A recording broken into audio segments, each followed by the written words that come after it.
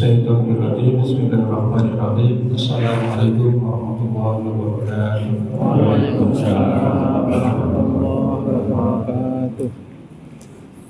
Alhamdulillah nahmaduhu wa nasta'inuhu wa nastaghfiruh wa na'udzu billahi min shururi anfusina wa sayyiati a'malina.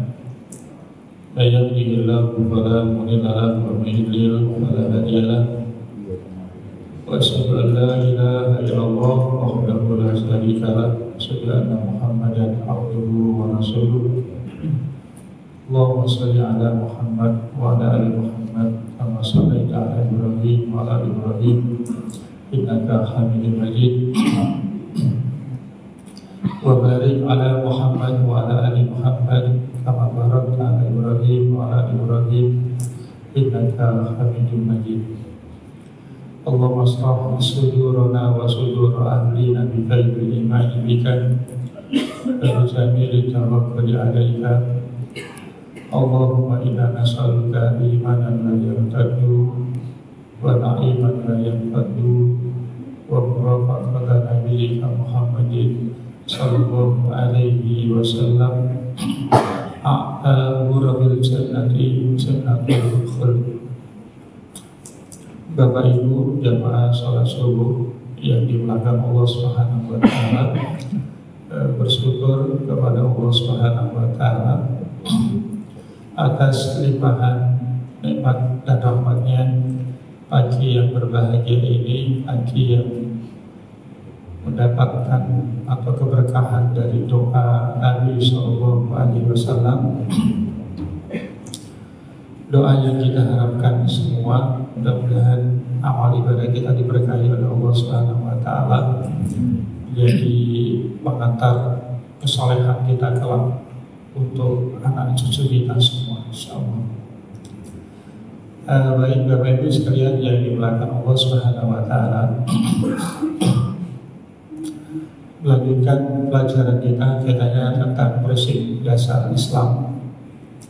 Di pertemuan yang lalu kita masuk pada kaidah yang pertama, prinsip dasar pertama, yaitu mensyukuri nikmat Islam yang Allah Subhanahu wa taala karuniakan kepada kita. Yang perlu digarisbawahi adalah kalimat nikmat Islam memberikan gambaran kepada kita bahwa nikmat itu tidak sekedar harta benda, tidak sekedar kelancaran, kemudahan, tidak sekedar status sosial semakin bagus, tapi Islam juga bagian dari nikmat yang Allah Subhanahu wa taala berikan. Kalau kita melihat sejarah awal para sahabat, itu memberikan satu gambaran nikmat dunia yang selama itu mereka dapatkan prestasi dan sebagainya, ternyata tidak ada harganya ketika mereka menemukan satu kebenaran, yaitu Islam. Ini sungguh nikmat yang sangat luar biasa, dan sungguh miris saat ini yang dikejar bukan Islam tetapi duniawiyah. Dan inilah yang disindir oleh Allah Subhanahu wa taala di surat Ar-Rum, di surat Ar-Rum ayat yang ke-7. Ya, ayat yang ke-7 Allah Subhanahu wa taala berfirman, ini sindiran yang kuat. Ya'lamuna dhahiran minal hayatid dunya wa hum 'anil akhirati ghafilun. Ada dua hum yang di situ. Jadi ya'lamuna dhahiran minal hayatid dunya, mereka sangat paham soal perihal dunianya. Para ulama menyebutkan paham yang mereka soal dunia itu sampai sangat detail sekali, sangat detail, sangat detail betul. Ya. Tetapi wahum ma'anil akhirati, tapi mereka terhadap urusan akhirat hum, ada dua hum di sini ya. Jadi itu sebagai penekanan bahwa mereka sangat lupa dengan akhiratnya. Jadi soal agama enggak detail, tapi soal dunia sangat amat detail. Itu di sini. Apakah nggak boleh paham detail dengan dunia? Ya boleh, boleh saja. Tapi jangan melupakan paham detail tentang agama. Karena yang bisa memberikan kebahagiaan sejatinya di dunia alam kubur akhirat itu adalah agama. Ya kalau dunia saja agamanya tidak bagus, itu yang menyetir siapa? Dunianya apa agamanya? Dunianya yang akan menyetir, sehingga banyak yang mempolitisir ayat. Nah itu untuk kepentingan. Tapi kalau agamanya lebih kuat, maka agama ini yang akan menyetir dunianya. Apakah dia tidak mendapatkan dunia? Dapat. Tapi semua arahnya adalah wa ma khalaqtul jinna wal insa illa liya'budun. Tapi semua arah kehidupannya adalah untuk akhirat. Apakah Nabi miskin? Tidak.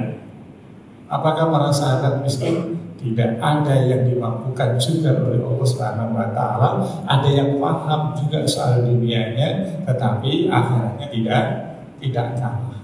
Nah, ini mudah-mudahan orientasi kita semua adalah untuk Allah Subhanahu wa Ta'ala sebagaimana awal tujuan penciptaan ya manusia, ya wa khalaqtul jinna wal insa illa liya'budun. Jadi ini kita harus bangun mindset ini bahwa nikmat itu tidak sekedar harta benda.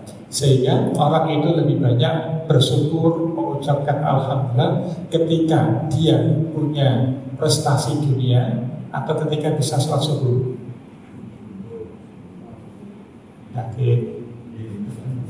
Yakin atau yakin? Jangan orang mengatakan alhamdulillah pagi ini hari ini bisa berinfak, bisa sholat subuh, bisa tilawah. Jarang. Ada tapi ya nggak sehebat meluapkan. Hari ini saya mendapatkan prestasi di perusahaan. Saya tingkat ini, saya bisa ini. Selalu hal dunia yang diungkapkan. Padahal nikmat bisa tidak sangat luar biasa. Mudah-mudahan kita bisa mensyukuri. Ini seperti para sahabat dulu mensyukuri mendapatkan nikmat Islam. Baik Bapak Ibu sekalian yang dimuliakan Allah Subhanahu wa Ta'ala. Dalil berikut, dalil yang kita pelajari kesempatan yang lalu itu adalah surah Al-An'am, surah yang ke-6 ayat 125. Faman yuridillahu an yahdiyahu yashrah sadrahu lil Islam wa man yurid an yudillahu yaj'al sadrahu dayyqan harajan ka'annama yas'adu fis sama'. Kadzalika yaj'alullahu rijsa 'alal ladzina la yu'minun. Siapa saja yang dikehendaki oleh Allah Subhanahu wa Ta'ala untuk mendapati atau untuk mendapatkan hidayah petunjuk, dia akan dibukakan dadanya untuk menerima Islam. Ya, dibukakan hatinya. Artinya ini maksudnya adalah hidayah taufik, tidak sekedar hidayah pelajaran, tetapi juga hidayah taufik, hidayah pelajaran yang belajar seperti ini pengetahuan kita tentang kebaikan, tentang kebenaran.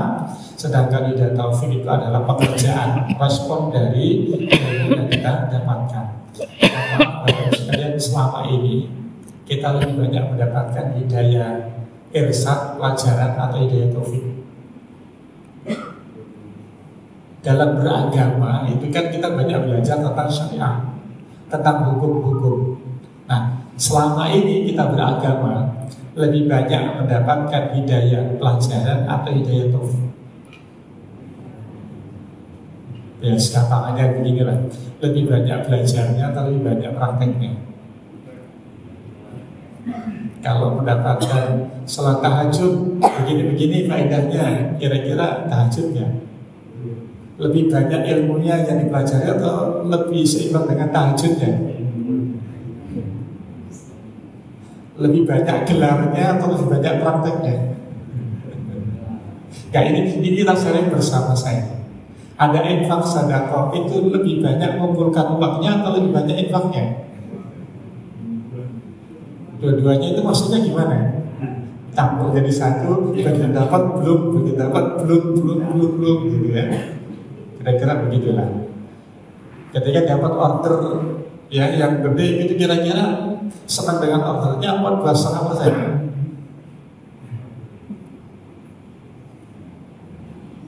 Semuanya begitulah ya. Nah, ini gambaran. Ternyata kita masih lebih banyak hidayah irsyadnya dibandingkan dengan hidayah taufik. Kalau hidayah taufik dalam aspek masih istiqomah, alhamdulillah. Tapi yang kita bicarakan adalah hukum-hukum yang ada di dalam agama yang kita pelajari, kebaikan. Sholat berjamaah lebih baik daripada sholat sendiri. Kira-kira dapat lebih banyak ilmunya atau lebih banyak prakteknya? Soft pertama lebih baik mendapatkan sholawat dari Allah dan para malaikat. Itu dapat ilmunya atau praktek di soft pertama atau soft belakang? Kalau itu pasti softnya belakang, kalau depan, nah itu berarti nyaman. Hal-hal seperti kadang-kadang kita nggak amalkan Bapak Ibu sekalian, tidak kita pikirkan. Kita hanya mengejar ilmu pengetahuan, tetapi kadang ilmunya tidak seimbang. Padahal kita sudah minta kepada Allah, ghairil maghdubi alaihim waradhdallin. Kenapa mereka dimurkai dan ada yang disesatkan oleh Allah? Karena nggak seimbang. Tidak menyeimbangkan antara ilmu dengan amal, tidak menyeimbangkan amal dengan ilmu. Makanya keduanya yang mendapatkan kesesatan. Ya. Nah, kita ini ihdinas siratal mustaqim, siratal ladzina an'amta 'alaihim ghairil maghdubi 'alaihim waladdallin. Yang kita minta adalah keseimbangan. Keseimbangan jalan yang dilalui oleh orang-orang yang Allah berikan nikmat. Siapa itu? Di An-Nisa 69 itu kemudian disebutkan rincian siapa saja, jalan siapa saja yang mendapatkan nikmat Allah Subhanahu wa taala.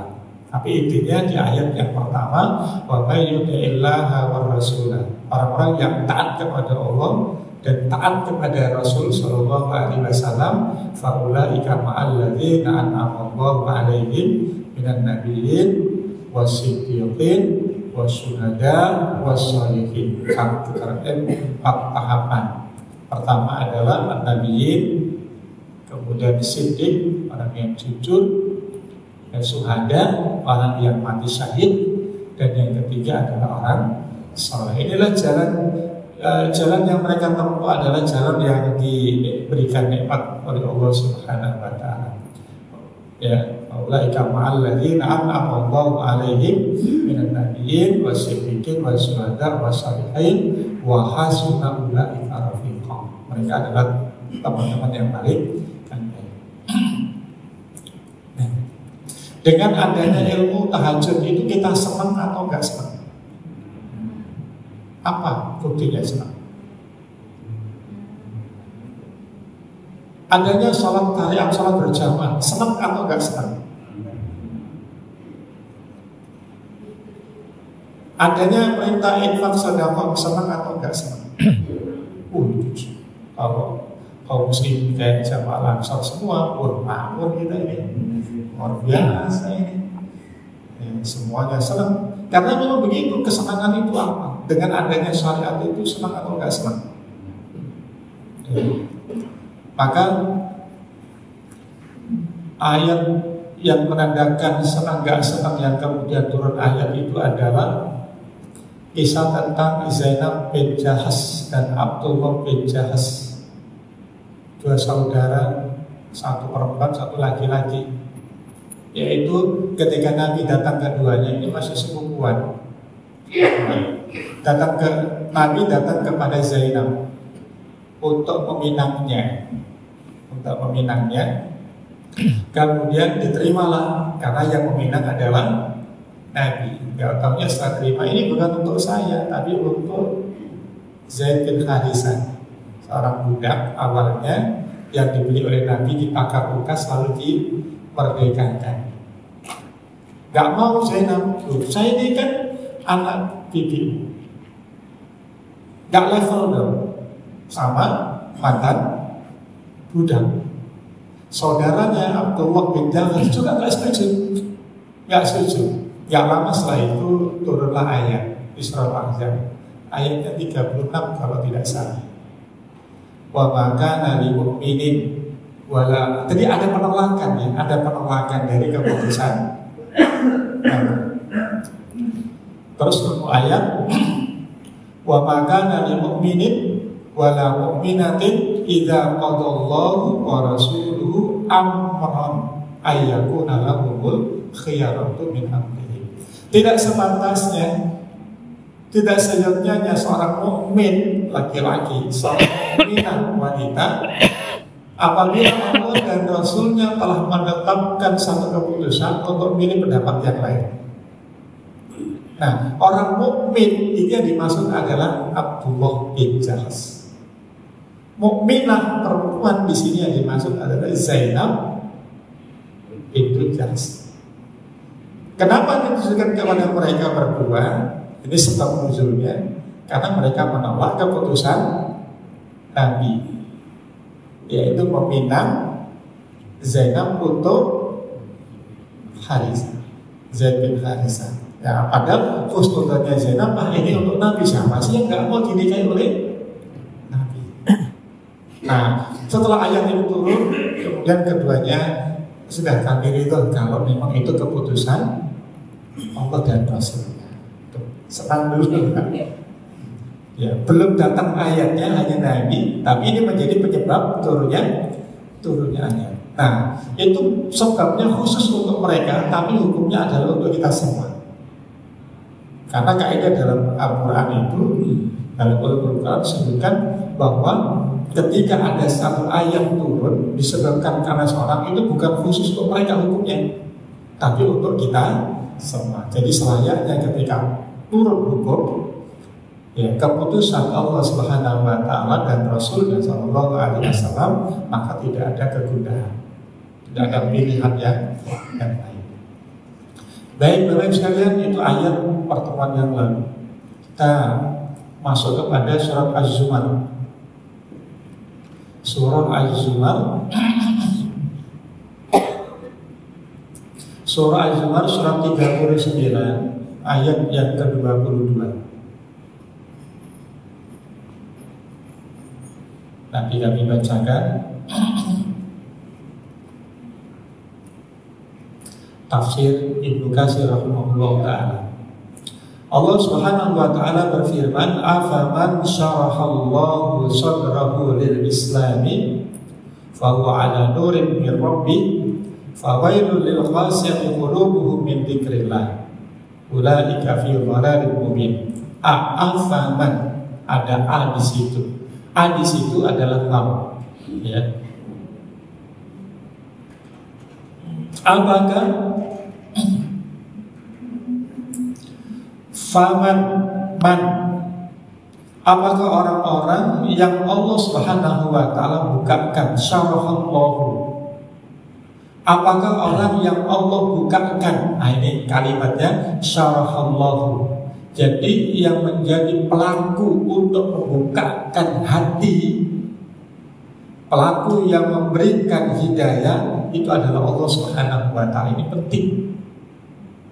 Itu berkat saya, ya. Itu karena keahlian saya sehingga saya bisa begini kepada orang lain. Bukan boleh. Yang memberikan itu semua adalah Allah Subhanahu wa ta'ala. Kami pernah mendengar ini, mungkin perlu pelajaran, Pak. Ini pelajaran.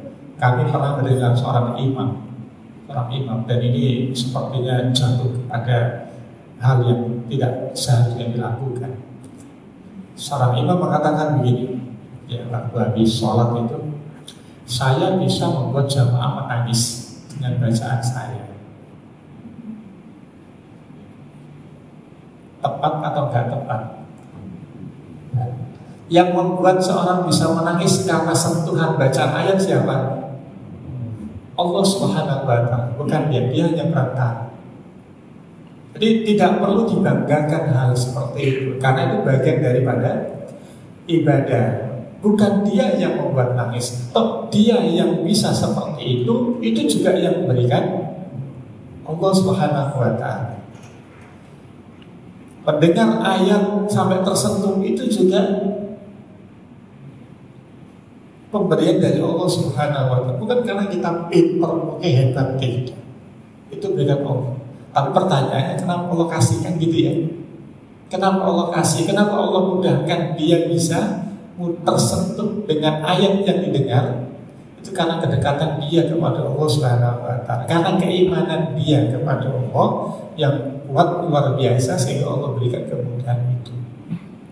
Ya. Kan ayatnya jelas itu di ayat 34 ya, di surat An-Nahl. Allah Subhanahu wa Ta'ala berfirman, "Wa ma bikum min ni'matin fa min Allah. Tsumma idza massakumud dzurru fa ilaihi taj'arun." Segala nikmat duniawi yang Allah berikan kepada kita, segala nikmat dunia yang Allah hadirkan dalam kehidupan kita. Bahkan sebagian ulama menyebutkan nikmat nanti di akhirat, seandainya Allah mudahkan, dan mudah-mudahan Allah mudahkan. Allah mahasibna hisaban yasira, ya Allah mudahkan hisab kami nanti di akhirat. Amin ya rabbal alamin. Itu nikmatin itu hakikatnya adalah nikmat, dan nikmat itu sumbernya satu. Datang dari mana? Faminallah. Datangnya dari Allah Subhanahu wa Ta'ala. Maka di sini jangan sampai menisbatkan segala nikmat itu adalah berasal dari diri sendiri. Inilah yang kemudian akan menghancurkan, seperti Qarun, seperti Fir'aun, seperti Haman, menisbatkan segala kenikmatan dunia itu adalah hasil jerih payah. Iya memang iya. Aspek duniawianya iya memang itu. Tapi kembalikan dulu kepada Allah, kemudian syukur, alhamdulillah, berkat ya pertolongan Allah, kemudian adanya usaha yang dilakukan, Allah berikan kemudahan. Tampilkan kalimat-kalimat seperti itu supaya menambah keberkahan. Makanya kadang-kadang dulu kalau ada motivator kan kita hebat. Kadang melupakan siapa yang memberikan kehebatan tersebut. Hanya yang alhamdulillah minta. Nih, afaman syarahallahu sadrahu. Balik lagi ke surat Az-Zumar. Apakah orang-orang yang dibukakan hatinya oleh Allah Subhanahu wa Ta'ala lil Islam, untuk menerima Islam, katakanlah dari kafir menjadi muslim, hidayah taufik dari Allah Subhanahu wa Ta'ala. Bagaimana kalau yang sudah Islam? Coba kita rinci pelan-pelan, dari gak sholat menjadi sholat, dari gak ke masjid menjadi ke masjid, dari gak senang ngaji kemudian senang ngaji, dari tidak bisa baca Al-Quran kemudian bisa baca Al-Quran. Siapa yang berikan nikmat-nikmat dunia seperti ini? Allah Subhanahu wa Ta'ala. Kalau berdakwah, menyampaikan irsyad, pelajaran, begini dan begitu, yang membuat dia mengamalkan Allah Subhanahu wa Ta'ala. Makanya ada kisah. Ini fakta, Bapak Ibu sekalian. Biasa kalau habis ta'lim itu ngobrol. Saat itu di daerah Pondokopi, ya habis ta'lim ngobrol. Kami tanya, Pak, sudah berapa lama ngaji di sini? Baru, baru. Gak tahu tiba kenapa dia mengatakan, ini Masya Allah berkat istri saya, berkat doa, bukan doa, berkat kesabaran istri saya, berkat kesabaran. Itu kalau pakai kerudung saya biarin aja, cuekin aja, biarin aja. Oh namanya gak senang gimana? Gak senang ngaji ya? Berkat istri saya bertahun-tahun, saya baru kali ini ngaji, ternyata nikmat juga ngaji. Ya kalau orang butuh pasti nikmat, tapi kalau kelebihan bahkan kesabaran istri, meskipun diomongin ini pokoknya sabar, doain aja ini, akhirnya ngaji. So Siapa yang menggerakkan itu? Allah Subhanahu wa Ta'ala. Siapa yang membuat dan menjadikan istri bisa bersabar itu? Ini berkat sabar saya, Pak. Ini suami saya itu, aduh, gitu. Sampai kalau begitu, nggak usah, serahkan saja kepada Allah. Sabar itu adalah keharusan. Bersyukur juga keharusan. Karena ujian seorang itu kan kalau nggak nikmat, Bu, tidak nikmat. Apa ujiannya nikmat? Syukur atau tidak syukur. Apa ujian orang yang mendapatkan musibah? Sabar atau tidak sabar. Yang bisa menjadikan dia bersyukur seperti Nabi Sulaiman, itu luar biasa itu. Nikmat yang begitu luar biasa, tidak menyilaukan. Kita nikmat yang begini saja langsung kemudian aku kan, hebat saya, hebat prestasi saya, hebat saya pinter ini bos. Baru nikmat kayak gitu, belum kuasa izin kan. Kalau Nabi Sulaiman bisa bahasa binatang, kalau kita taunya kalau semua bikin sakit gitu aja. Ya. Nabi Sulaiman mendapatkan nikmat begitu, menyadarkan kepada Allah. Lah kita berapa persennya dari nikmat Nabi Sulaiman? Sudah ngomong saya hebat, saya hidup. Wah, nah ini dia masalahnya. Harus membaca sejarah perilaku karakter Nabi Sulaiman alaihissalam. Jadi Bapak-Ibu sekalian, ayo kita yang sudah mendapatkan nikmat terbaik dalam kehidupan ini Islam, selebihnya adalah bagaimana kita mempraktekkan Islam dalam kehidupan sehari-hari. Ya. Afaman sarahallahu sadrahu lil Islam. Apakah orang-orang yang dibukakan hatinya oleh Allah untuk menerima agama Islam, lalu wa huwa ala nurin min rabbih, lalu dia mendapat cahaya dari Rabb-nya, sama dengan orang yang hatinya membatu? Ya jelas berbeda. Nah, kami bacakan di sini. Ibnu Katsir menyebutkan, hal yastawi hadza wa man huwa qasil qalbi bi ilmil haqq. Apakah sama orang yang mendapatkan hidayah dari Allah dengan Allah bukakan hatinya menerima kebaikan kebenaran itu, dengan orang yang hatinya keras, dengan hatinya yang dipenuhi dengan keangkuhan, kesombongan? Apakah sama? Maka jawabannya pasti tidak sama. Maka dalam bahasa Arab itu namanya istifham inkari. Ya, pertanyaan yang tidak perlu dan tidak membutuhkan jawaban, karena pasti jawabannya beda. Apakah orang yang ngerti dan gak ngerti sama? Itu gak butuh jawaban, karena memang pasti berbeda. Orang yang beribadah dengan yang tidak beribadah sama kan? Beda. Butuh jawaban? Enggak perlu. Kenapa? Karena sudah memang jelas-jelas berbeda. Rezeki berkah dengan iman dan bertakwa. Rezeki lancar dengan dosa maksiat. Sama atau beda? Yakin. Pasti beda. Kita lebih banyak nomor pertama atau nomor dua? Rezeki berkah karena iman dan takwa. Walau anna ahlal qura aman. Atau rezeki dengan meninggalkan Allah dan Rasulnya, acuh tak acuh terhadap agama. Pasti beda. Posisi kita lebih banyak pertama atau kedua? Insya Allah yang pertama. Meskipun ada nyenggol-nyenggol, ada atau sering, ada atau banyak, ya kita sendiri yang tahu.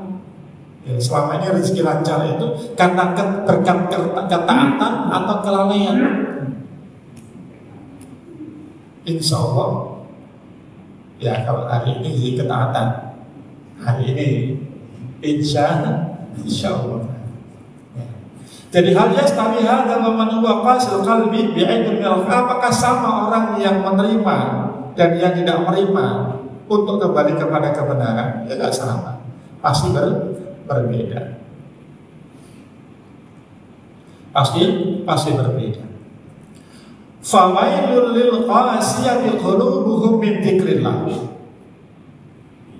Nah, maka Allah Subhanahu wa taala mencelakakan celakalah mereka ya, yang hatinya telah keras membatu min dzikrillah, untuk mengingat Allah Subhanahu wa taala. Berarti sangat amat berat, tak kuasa, nggak mampu untuk mengingat Allah. Hanya mengucapkan astagfirullah saja ini susah.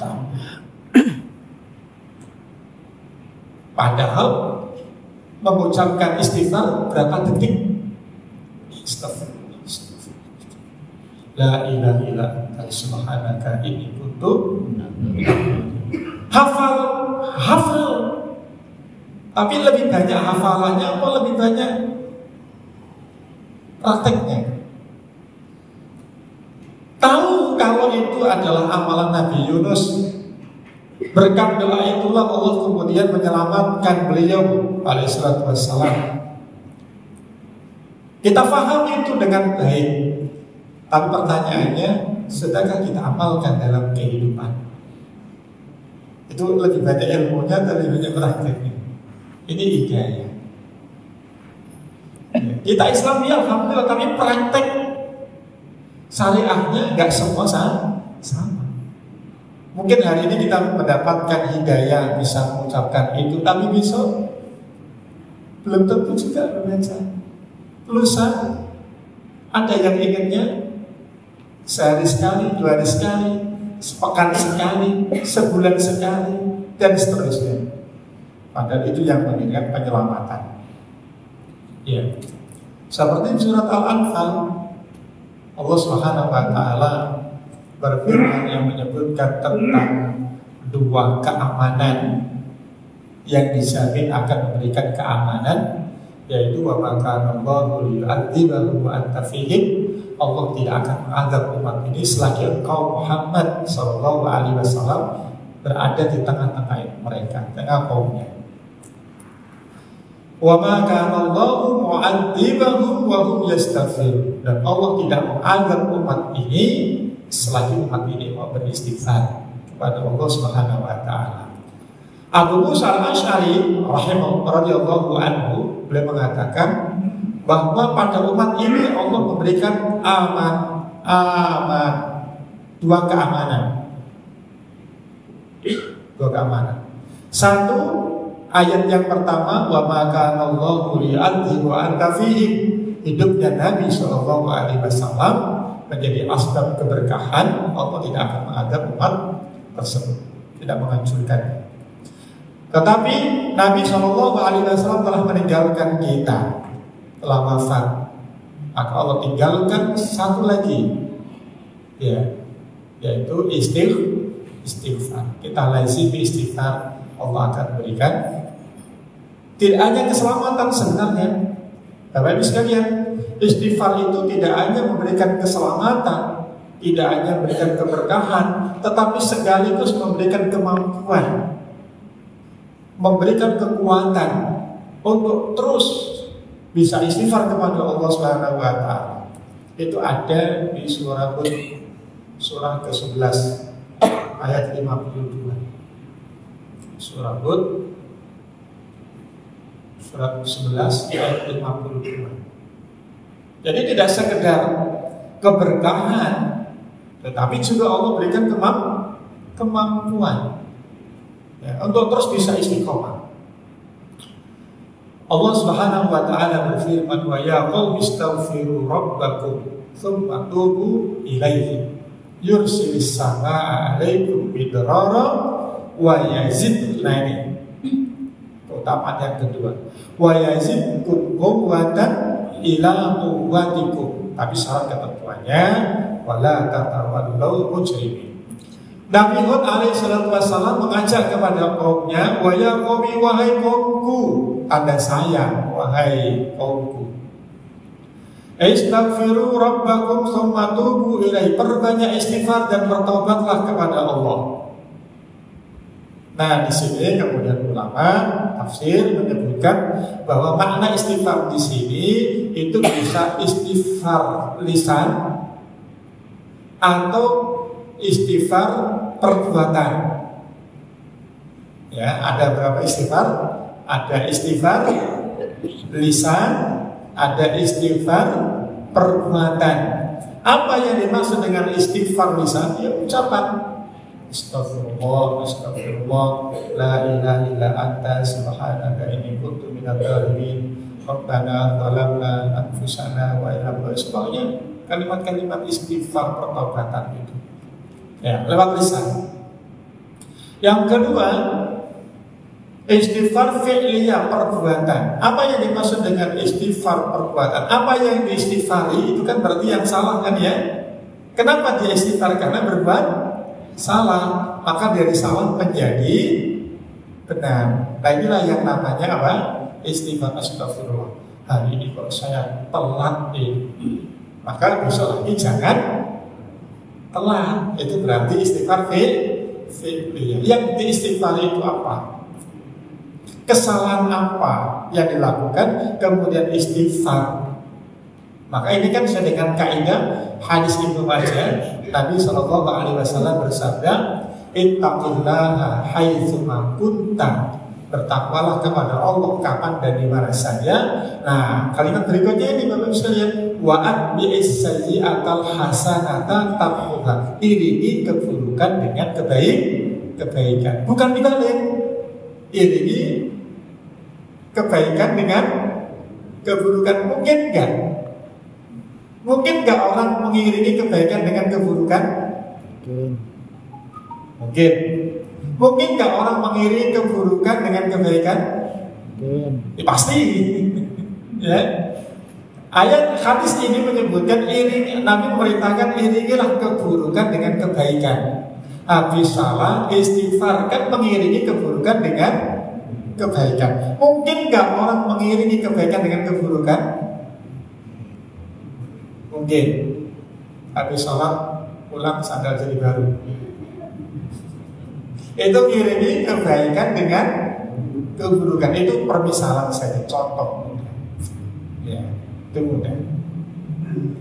Atau saat pelaksanaan kebaikan diiringi dengan keburukan, mungkin nggak? Sholat Jumat tidur, itu ngiringi kok bahasa Jawa ya? Apa ngiringi kalau bahasa Jawa? Mengiringi pelaksanaan kebaikan dengan keburukan. Itu kalau pas Jumatan kok tidur kan itu ngiringi ibadah dengan keburukan. Nah, berapa lama seperti itu? Umur 40 tahun saja kalau dihitung dari akhir balik itu kurang lebih sudah 1000 kali. Dari 1000 itu berapa yang tidur, berapa yang nggak tidur. Memang ya, kalau memang kita itu pinter beralasan atau nyari alasan, ada saja alasannya. Membuat yang ditanya nggak berkutik. Tapi Allah Subhanahu wa Ta'ala sayangnya tidak boleh seperti itu. Tidak seperti itu. Insyaallah. A'udzubillah min dan kita kembali lagi. Jadi semua nikmat itu datangnya dari siapa? Sumbernya dari Allah Subhanahu wa Ta'ala. Lil qasiyati qulubuhum min dzikrillah. Celakalah orang yang hatinya keras. Orang yang hatinya apa? Keras. Jadi istighfar, perbanyak istighfar tadi ya. Jadi kembali ke surah Hud tadi ya. Wa yaqum istaghfiru rabbakum tsumma tubu ilaihi. Tadi istighfar ada istighfar lisan, ada istighfar Nah, ketika istighfar ini diucapkan, dipraktekkan, maka ada dua kan ya, istighfar dan taubat ya. Maka ada dua pula karunia yang Allah Subhanahu wa taala berikan kepadanya. Apa itu? Satu, yursilis sama alaikum midrar, Allah akan turunkan hujan deras. Hujan deras itu kalau disebabkan penduduknya istighfar, kata Abdurrahman As-Sa'di, maka tidak akan memberikan bahaya. Enggak banjir kalau bahasa kita. Kalau masih banjir berarti ada yang masalahnya kita. Nah, itu bisa dianalisa. Yang kedua, ini dia. Ini wa yazidkum quwwatan ila quwwatikum. Allah akan tambahkan kemampuan.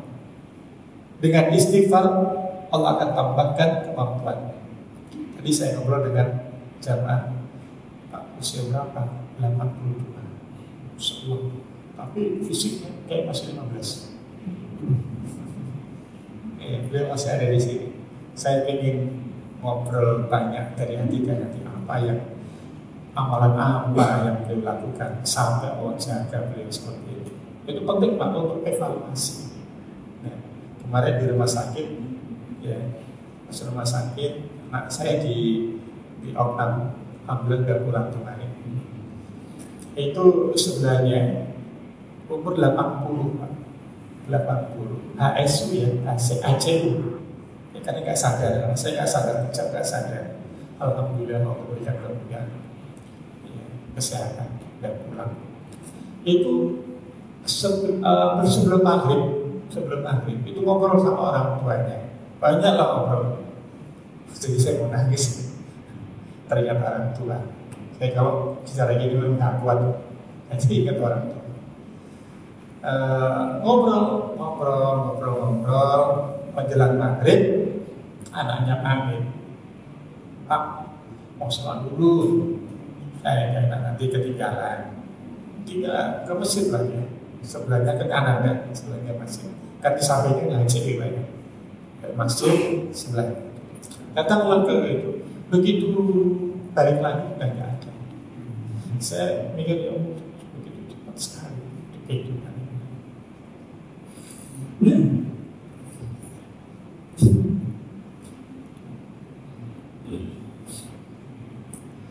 Begitu cepat kehidupan, nggak terasa, sangat amat cepat sekali. Tinggal izin sebentar, balik sudah ada. Insyaallah, Allah dari masih banyak berusaha, masih banyak hal yang kurang, ibadah juga belum bisa maksimal. Tapi kematian terkadang lebih cepat daripada harapan, daripada keinginan untuk beribadah kepada Allah Subhanahu wa taala. Kita kepingin jadi orang baik, nanti kematian lebih cepat.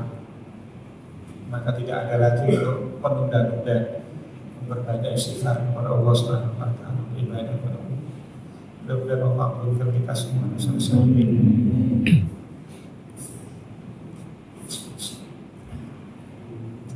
Mudah-mudahan kita diberikan hati yang lembut oleh Allah Subhanahu wa taala.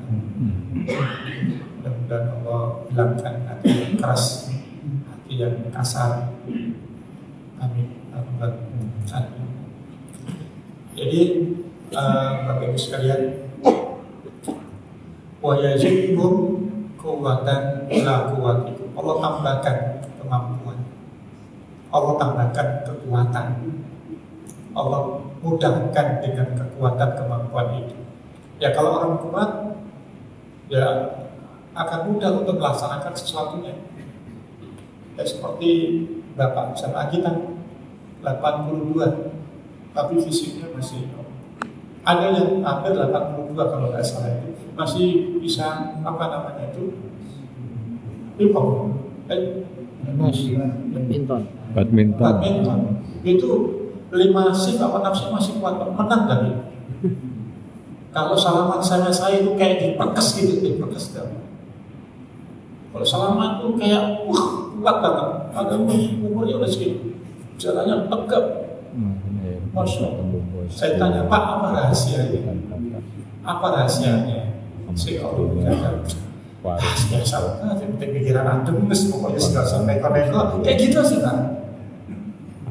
Kita ini cepat tua karena banyak pikiran kan ya, atau kalau sudah lagu ini. Tapi umumnya rata-rata begitu, pasti ada rahasia. Tapi yang paling esensi itu adalah bukan fisik, tapi semangat tinggi itu. Semangat tinggi untuk ibadah kepada Allah itu kok bisa sampai kuatnya kayak gini. Kemudian lahirlah kekuatan fisik. Makanya sering kami sampaikan tunanetra. Kami itu pernah bina tunanetra cukup lama. Itu ada dari Cibinong, ada dari Tambun, ada yang dari Kemayoran. Itu datang ke Jakarta itu, datang. Kalau lagi ngobrol, Pak, gimana lancar perjalanan? Kalau saya pernah titip tidak sama yang punya mobil itu. Oh, bukan pernah lagi, sering saya uang 50.000 dibilang 5.000. Bayangin Pak, tunanetra. Masya Allah, saya kadang nangis itu. Lihat kan di jalan kan saya gitu Pak, lihat ya, bawa token, bawa tongkat, iya, sambil bawa barang ini. Coba kalau orang kamera itu kan nggak kelihatan itu. Kemana berarti ya bisa pulang lagi itu. Masya Allah Subhanahu wa Ta'ala. Ada mau nangis ya Allah. Nyari rezeki yang begitu susah luar biasanya, itu sampai ada orang tega nipu gitu kan. Nipu Pak, 50.000. Ya kami gimana bisa? Mau bukti-bukti dari mana? Nggak ngerti kita. Terus pokoknya kita santai yakin kalau itu bang 50.000, tapi dibilang 5.000. Lagi mau gimana lagi? Masih ada siapa yang tunanetra? Berhenti, tidak berkah. Tapi memang kita harus lebih ekstra. Tapi hati-hati Bapak Ibu yang tunanetra. Itu kalau udah ngomong, kalau udah tersinggung, udah lebih ngeri daripada yang ini. Kita ngalami itu lah. Tapi alhamdulillah kita teman-teman tunanetra itu ya sayang sih. Karena kalau ngajar itu nggak pernah serius Pak saya. Nah kalau serius kasihan mereka juga. Ya santai-santai saja. Gimana gini-gini ya. Akhirnya akhlak. Alhamdulillah. Ini mati lagi tadi. As-salat. Fawailul lil qasiyati qulubuhum min dzikrillah. Jadi itu ya. Nah, di antara untuk menghancurkan kekerasan hati, ya perbanyak istighfar. Karena yang melembutkan siapa? Allah Subhanahu wa Ta'ala. Kita minta kepada Allah Subhanahu wa Ta'ala. Kemudian, nah ini, kemudian irinkan apa? Sarana-sarana, asbab-asbab yang bisa menjadikan kita menjadi hati yang lembut. Yang ketemu tunanetra, ya Allah, saya lembutkan hati. Tapi paling tidak sarana bisa salam untuk melembutkan hati supaya ingat akhirat, ziarah kubur. Mohon maaf, dalam setahun berapa kali ziarah kubur? Itu biasanya sebelum dan sesudah puasa Ramadan. Ya kubur setahun dihitung. Tapi kalau lewat kuburan sering. Jadi kalau kita lagi hati kok males-males, lagi terhinggapi rasa males, rasa nggak karuan, datanglah ke kuburan. Barangkali itu terakhir waktunya. Supaya Allah hancurkan hati. Kan kita gini Pak, kalau kita lama tidak mendapatkan siraman rohani, tidak mendapatkan misalkan kan kayak hati itu gersang. Nah saat gersang itulah coba lari ke kuburan, akan membangkitkan lagi. Atau kalau kami sering dulu ngajak teman-teman itu, ayo ke Pantai Jompo, lihatlah kondisi mereka. Ya. Bagi anak yang suka menyanyiakan orang tua, datanglah ke mereka. Atau introspeksi yang kedua, apakah kita akan seperti mereka nantinya? Digitukan oleh anak-anak kita. Maka sebelum itu terjadi, Bapak Ibu sekalian, sebelum itu terjadi, sekali lagi, sebelum terjadi, kita jadikan diri kita sebagai anak yang soleh, sebagai orang tua yang soleh dan soleha. Kelak soleh dan kesolehan itu Allah akan turunkan kepada anak kita. Allah akan turunkan kepada anak. Jadi kesolehan itu ternyata bisa diturunkan kepada anak. Makanya di surat Al-Kahfi itu perjalanan Khidir dan Musa itu kan ketika datang ke satu tempat, ya, ingin dijamu, ternyata penduduknya nolak, gak mau menjamu kan. Kemudian keduanya Khidir melihat ada rumah yang mau roboh, kemudian direnovasi. Lalu Nabi Musa mengatakan, kalau engkau mau, engkau bisa mengambil upah dari kerja ini.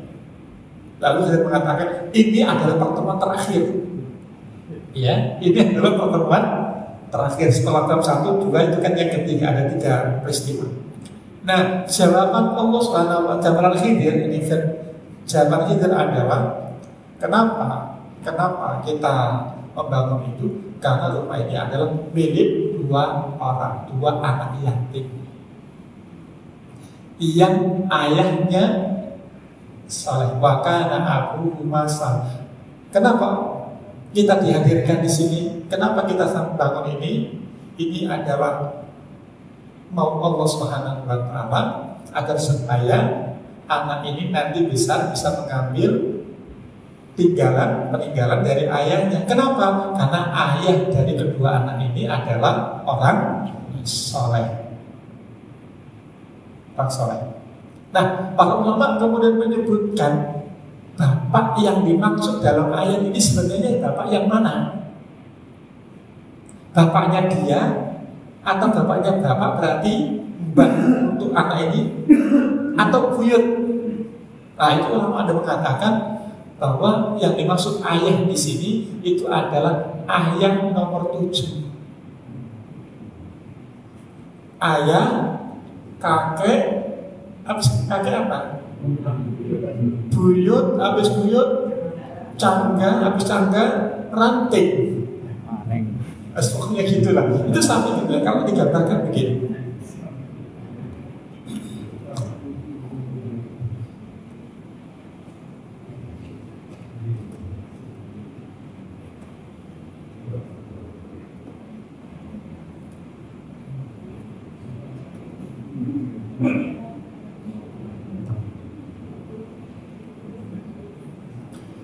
Wa kana abuhuma. Ini 2 orang anak yatim ya. Bapak dari 2 anak yatim ini itu statusnya adalah saleh. Katakan ini anak ya, anak di sini kan berarti nomor 1 ayah, nomor 2 kakek, 3 buyut, 4 Cangga. apa maksudnya? Cangga.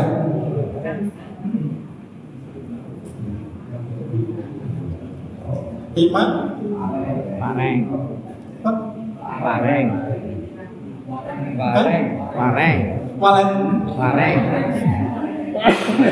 Pareng. Pareng. Walen. Pareng. Pareng. Walen apa merem? Pareng. Walen ya, bukan merem ya. 6 apa Pak? Caci ini mungkin. Apa Pak kalau bareng? Udek-udek. Udek antum siwur. Udek siwur.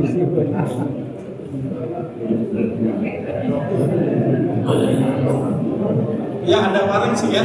Wareng, merem. K Kalau nggak salah itu balik lagi ke kakek kalau nggak salah itu.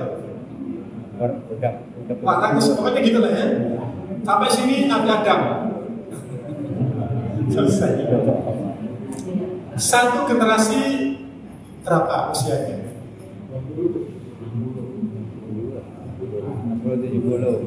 60.